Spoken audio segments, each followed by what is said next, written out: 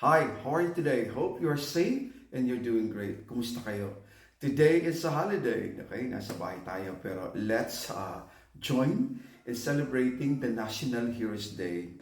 So, ngayon ay holiday at ating sineselebrate ang kadakilaan, ang kasipagan at katapangan ng ating mga bayani. Makamit lamang natin ang kalayaan sa lahat ng aspeto. Dahil sa kanila tayo ay namumuhay ng malaya ngayon and independently as a republic. Kaya naman pag sinabi nating heroes, sila yung we're referring to the historical people na talagang napakarami nila na walang ginawa kundi ipaglaban ng ating bayan.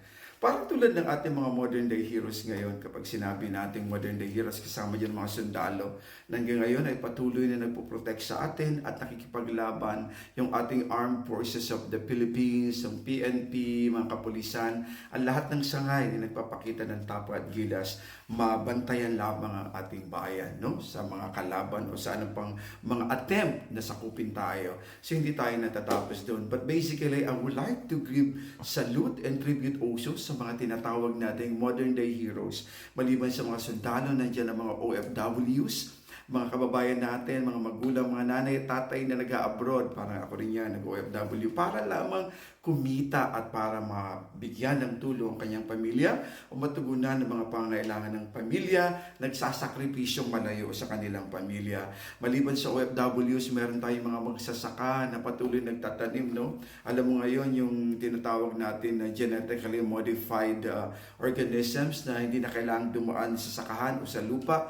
Dangerous yun, ano? Pero ang ating mga magsasaka napakasipag talaga ng patuloy ang pagtatanim para may makain tayo, no? Not only that, kundi yung mga frontliners, yung mga doctors, yung mga nurses, grabe, salute sa kanila. Sila yung nag-aalaga sa atin, no? At sila yung tumutulong na mapahabang ating buhay kapag tayo nagkakasakit.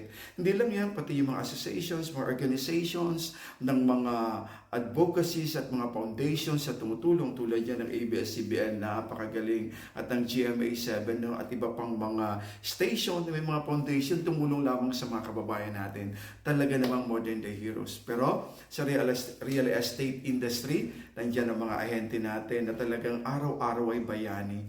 They never stop getting out of the house para lang kumita, magkakomisyon sa kanilang ibinibenta para magkaroon ng iyahain sa tahanan nila. Kaya sa mesa ng kanilang pamilya. Talaga namang modern day heroes ang ating mga sellers, no? Dahil sila ay nagbibigay ng pangarap ng kapwa Pilipino at the same time bumubuhay ng kanilang pamilya sa pamamagitan ng real estate. At higit sa lahat, para sa mga anak, sa mga nanay, sa mga kapatid, sa isang pamilya, yung mga tunay na hero sa yung mga hindi sumusuko sa kanilang pamilya. Ano man ang pagdaanan, hindi mo bibitawan ang iyong pamilya at gagawin mo lahat para matupad lahat ng pangarap ng iyong pamilya.